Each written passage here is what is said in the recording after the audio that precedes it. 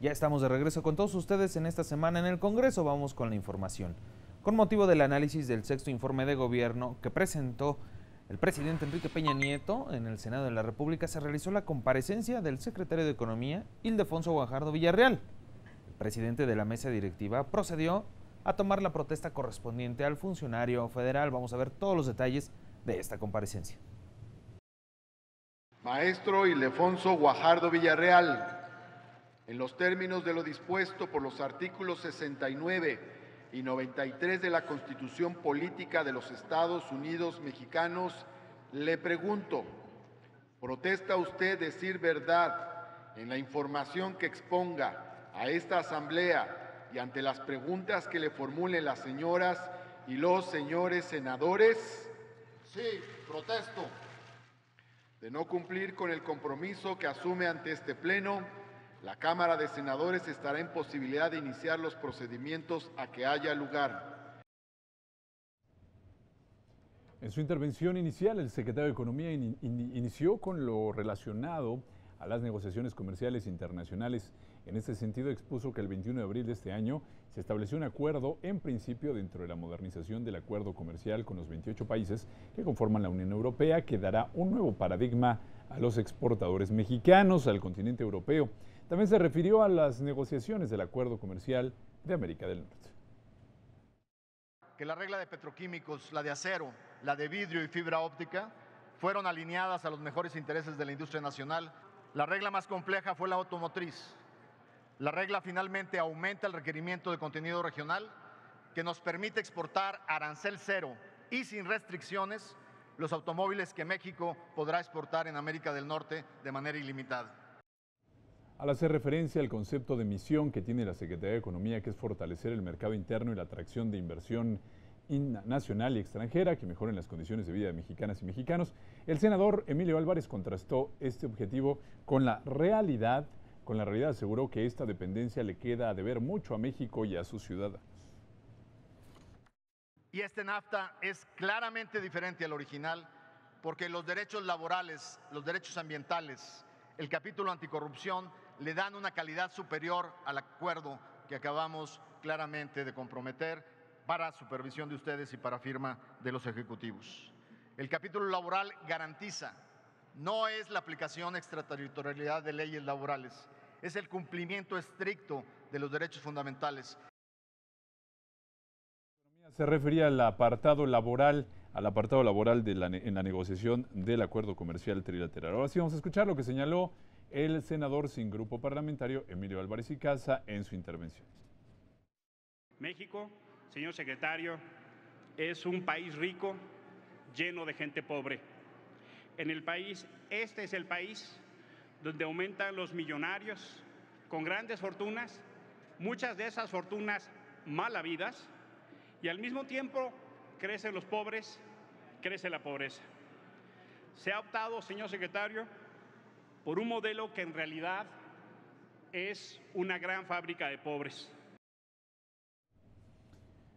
Bueno, al hacer referencia al concepto de misión que tiene la Secretaría de Economía, que es fortalecer el mercado interno y la atracción de inversión extranjera, esto fue lo que señaló Emilio Álvarez y Casa. Al tocar lo relacionado a las negociaciones del Tratado Comercial con Estados Unidos y Canadá, el senador Rogelio Zamora se mostró a favor de reconocer el trabajo realizado por el secretario de Economía en la concreción de este acuerdo.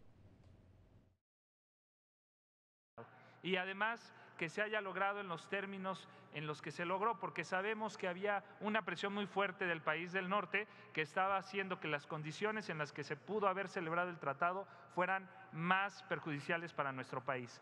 ¿Cuál es la importancia del Tratado de Libre Comercio, compañeros?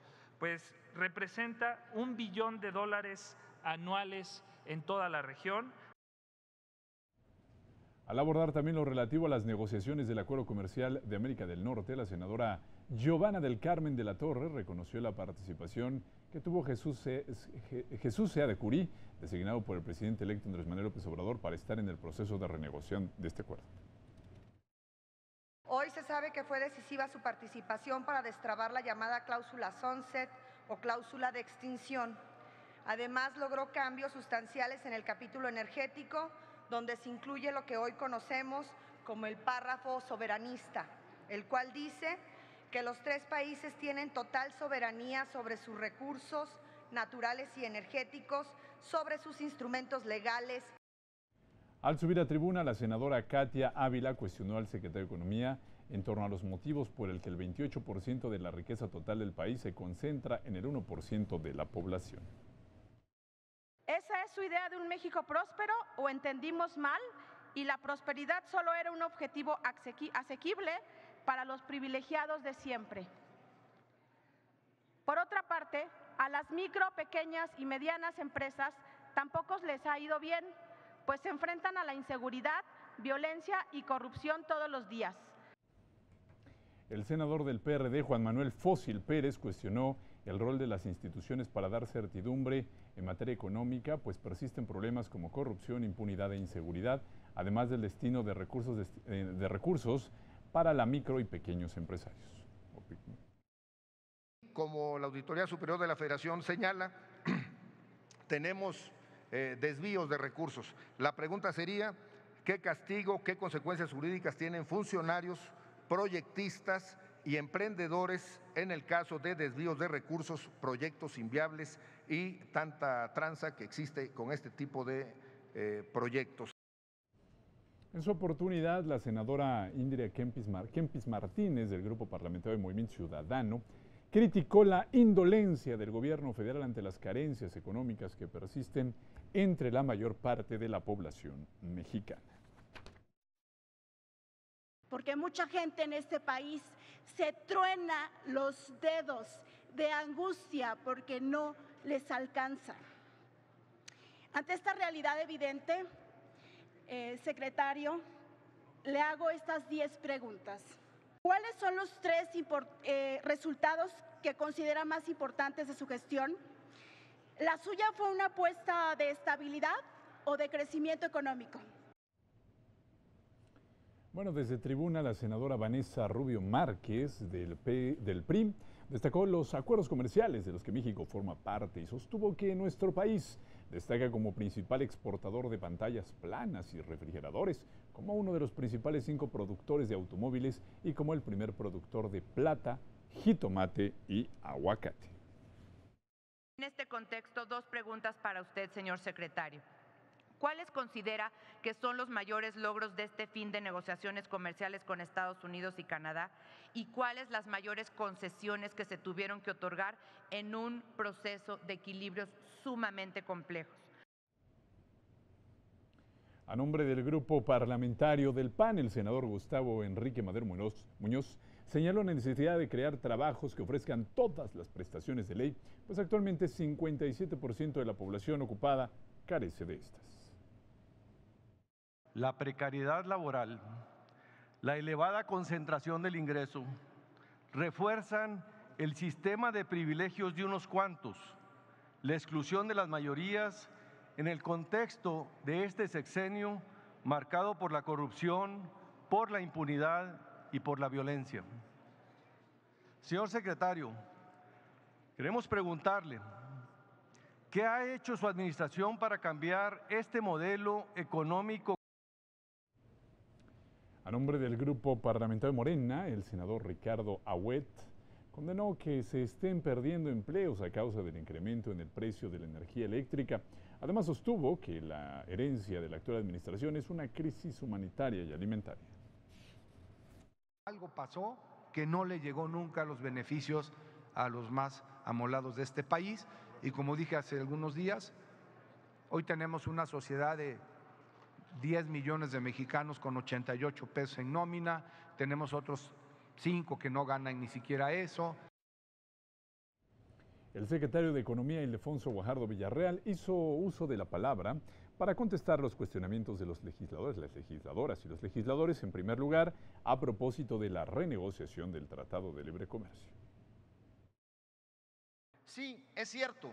En estos 20 años de historia de éxito de la integración en América del Norte, hemos tenido una deuda con las pequeñas y medianas empresas. Por eso fue fundamental que pusiéramos atención en emparejarles el terreno del juego. Para dar respuesta a los cuestionamientos sobre la creación de empleos, esto dijo el funcionario. Estamos tranquilos porque el beneficio neto de la aportación de trabajo, debido a la alta inversión extranjera directa, que en este sexenio va a llegar a 200,000 millones de dólares, un 55% más que el sexenio anterior, y que en promedio están entrando mensualmente a este país 35,000 millones de dólares. Esto nos ha dado un saldo neto en la creación de empleos, empleos mejor remunerados, pero sin duda el reto no para ahí. Bueno, finalmente el secretario de Economía destacó que se han estabilizado los precios de diversos productos alimenticios de consumo general. Se nos acusa de tener efectos sobre la pobreza. Aquí hay que medir, los pobres no comen gasolina, comen tortilla, pollo, leche, huevo. Al término de la comparecencia, el presidente de la mesa directiva del Senado de la República, Martí Batres Guadarrama, se refirió al nuevo acuerdo comercial entre México, Estados Unidos y Canadá. El Senado de la República ha comenzado a recibir información sobre dichos acuerdos comerciales y seguirá atento hasta la llegada formal del tratado firmado por el presidente de la República para su discusión formal y, en su caso, aprobación de esta Cámara de Senadores. Así fueron las distintas comparecencias de funcionarios tanto en la Cámara de Diputados como en el Senado de la República, pero también hubo instalación de diferentes comisiones. En la Cámara de Diputados quedó formalmente instalada la Comisión de Defensa Nacional que preside el diputado Benito Medina Herrera. Toda la información se la presentamos al volver.